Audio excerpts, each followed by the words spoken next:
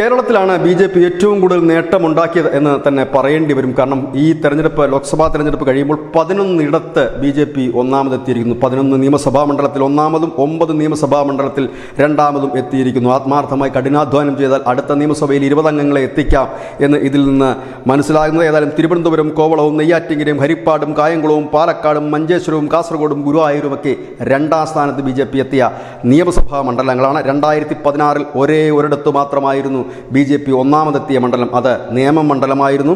2021 ആയപ്പോഴേക്കും അത് 9 നിയമസഭാ മണ്ഡലങ്ങളായി ഉയർന്നു.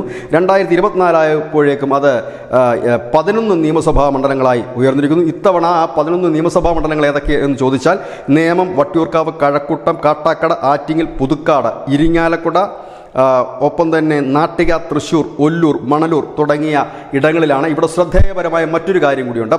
11 BJP ഒന്നാമതെത്തുമ്പോൾ 19 മാത്രമാണ് CPM ഒന്നാമതെത്തിയത് എന്നുള്ളൊരു കാര്യം കൂടിയുണ്ട്. ഇവിടെ 110 ഇടങ്ങളിൽ 110 നിയമസഭാ മണ്ഡലങ്ങളിൽ UDF തന്നെയാണ്. അതായത് LDF വെറും 19 നിയമസഭാ മണ്ഡലങ്ങൾ മുന്നിട്ട് നിൽക്കുമ്പോൾ അതിന് താഴെ 8 മണ്ഡലങ്ങളുടെ കുറവിൽ 11 BJP ഒന്നാമത് നിൽക്കുന്നത്. ഇതിനവരെ പ്രാപ്തരാക്കിയ ചില സ്ഥാനാർത്ഥികളുണ്ട്. അവരെ പറയാതെ പോകുന്നതും ശരിയല്ല.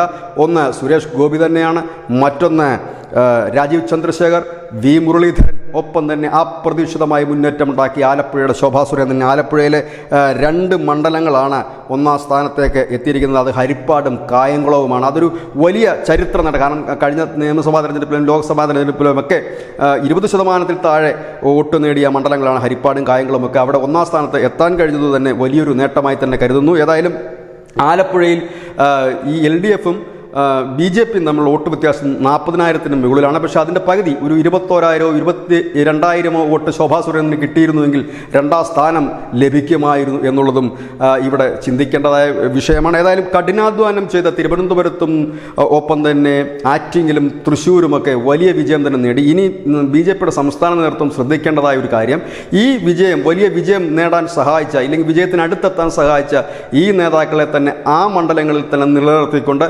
സ്വതന്ത്രമായി അവരെ വിട്ടുകൊണ്ട് അവർക്ക് പൂർണ്ണ പിന്തുണ നൽകി മുൻപോട്ട് പോയാൽ ഒരുപക്ഷെ വരും കാല തെരഞ്ഞെടുപ്പുകൾ, അത് തദ്ദേശ തെരഞ്ഞെടുപ്പായാലും ഒപ്പം തന്നെ നിയമസഭാ തെരഞ്ഞെടുപ്പായാലും അത് കഴിഞ്ഞ് വരുന്ന ലോക്സഭാ തെരഞ്ഞെടുപ്പായാലും നേട്ടം കൊയ്യാൻ കഴിയുക തന്നെ ചെയ്യും. അതിനേറ്റവും നല്ല ഉദാഹരണമാണ് തൃശ്ശൂരിലെ സുരേഷ് ഗോപി.